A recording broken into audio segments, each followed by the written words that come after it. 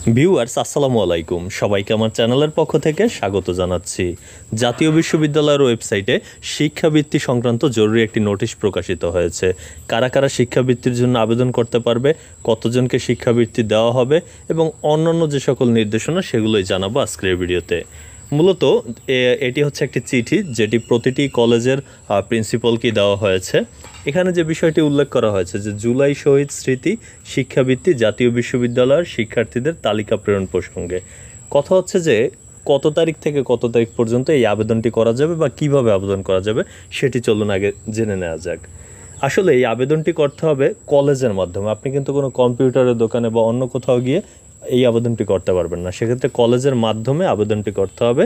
আর আবেদন করতে হবে 30/9/2025 তারিখের মধ্যে, অর্থাৎ সেপ্টেম্বর মাসের 30 তারিখের মধ্যে কিন্তু এই আবেদন কমপ্লিট করতে হবে। আর কারা আবেদন করতে পারবে সে বিষয়টি কিন্তু এখানে দেওয়া রয়েছে যে ডিগ্রি দ্বিতীয় বর্ষ যারা 2021-22 সেশন এবং 2022-23 সেশনের শিক্ষার্থী তারা পারবে আবেদন করতে।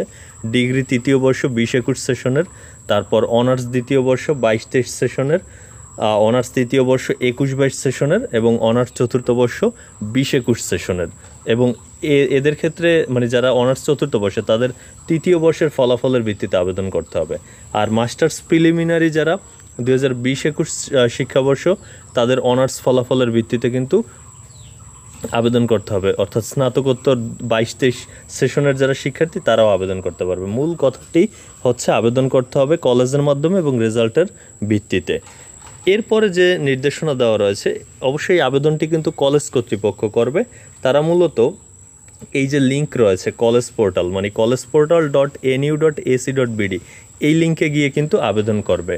তো সেক্ষেত্রে কিন্তু কলেজে গিয়ে যারা আপনারা শিক্ষার্থীরা রয়েছেন আপনাদের ডিপার্টমেন্টে হোক বা অফিসে হোক সেখানে যোগাযোগ করে আপনার পূর্ণাঙ্গ তথ্য তারা যা যা চাইবে সেগুলো জমা দিলে আপনি আবেদন করতে পারবেন। আর একটি কথা হচ্ছে যে এর যে নির্দেশনাগুলো মানে আরও যে ব্যাপক নির্দেশনা সেটি কিন্তু এই নোটিশে দেওয়া নেই। কি বলা হয়েছে যে কলেজ লগ ইন করে শিক্ষাবৃত্তি অপশন থেকে শিক্ষাবৃত্তি নিয়মাবলী পাওয়া যাবে, অর্থাৎ নিয়মাবলীর পূর্ণাঙ্গ তথ্যটি পেতে হলে আপনাকে কলেজেই যেতে হবে। কলেজে গিয়ে কলেজ কর্তৃপক্ষ এইখানে কিন্তু লগ ইন করতে পারবে, এটা কিন্তু আমরা পারবো না। তো কলেজ কর্তৃপক্ষ এই ওয়েবসাইটে লগ ইন করে যে নিয়ম রয়েছে সেই নিয়মগুলো দেখে আপনাদেরকে জানাবে। আপনারা সেই ডকুমেন্টসগুলো জমা দিলে তারা কিন্তু কলেজের মাধ্যমে আগামী সেপ্টেম্বর মাসের 30 তারিখের মধ্যে আবেদন করতে পারবেন। আর যে বিষয়টি হচ্ছে পরবর্তীতে যখন রেজাল্ট দিবে তো মানে শিক্ষাবৃত্তির তারপর কিন্তু আপনারা সেই এককালীন টাকাও পাবেন। তো এই ছিল আসলে তথ্যটি। এতক্ষণ সাথে থাকার জন্য অসংখ্য ধন্যবাদ।